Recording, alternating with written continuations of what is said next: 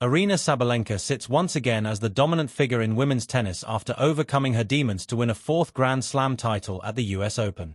The 27-year-old's consistency at the majors is unmatched, with Sabalenka failing to reach the semi-finals just once in her last 12 appearances and making 7 finals, including 3 this season. But, until a 6-3, 7-6, 3 victory over Amanda Anisimova at Flushing Meadows on Saturday, major question marks had resurfaced about Sabalenka's ability to control her emotions.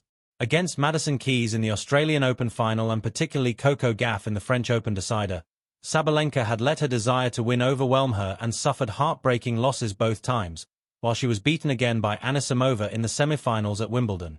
It was on a beach in Greece, with neurosurgeon James Doty's best-selling book Into the Magic Shop as her holiday reading, that Sabalenka vowed to change her approach. Going into this final, I decided for myself that I'm going to control my emotions. I'm not going to let them take control over me, said Sabalenka as she sat in the press conference room, champagne bottle in hand.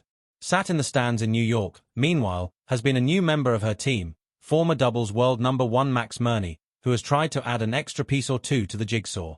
I was very much aware of the very quick and determined rise to the top but, at the same time, the resistance that Aryna and the team were facing already being on top, said Mirnyi, who like Sabalenka and her main coach Anton Dubrovov is Belarusian. Going through the tournaments in Melbourne and Paris this year, in London, we spoke briefly. Obviously, the expectations are very high for themselves and the expectation Aryna puts on herself. This is normal progression. It's natural to have. We are here to embrace that in her and maybe remind once again the plaque that we get in front of getting out onto the ash court, that pressure is a privilege, and what Billie Jean King says after that. She says, champions adapt. Aryna has shown to the world that she's a great champion. She's got plenty of tools. Me entering the team, it's a delicate mission, because if I can only add 1 or 2 extra tools in her toolbox that she can operate with, I would consider my mission complete. The final was a battle between 2 of the biggest hitters in the game, but Sabalenka tempered her power in favor of consistency and, crucially, kept her cool when Anisimova threatened to mount a second-set comeback. Not to disclose any of the secrets, but one of my main starting lines entering the team and speaking sometimes to Aryna directly is relaying the message that there's no such thing as a perfect tennis match, added Mirnyi. There's no such thing as perfection on a tennis court. You can take the best matches of Novak, Djokovic and Roger, Federer or Steffi Graf.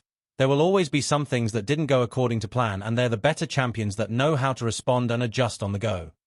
Sabalenka, who has now successfully defended both US Open and Australian Open titles, finishes the tournament with a lead of more than 3,000 points in the rankings and a fresh swagger in her step.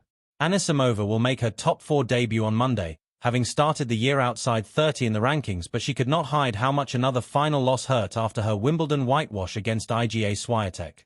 This season has been by far Anisimova's best in her career, though, and she looks certain to qualify for the season-ending WTA finals for the first time. It was actually a goal of mine in the start of the year, she said. It was kind of far in the reach when I was starting off the year, but now I have a chance to qualify and play in it, so that's really special. Of course I'm motivated and I hope I can keep working really hard to give myself more opportunities to be in more and more finals.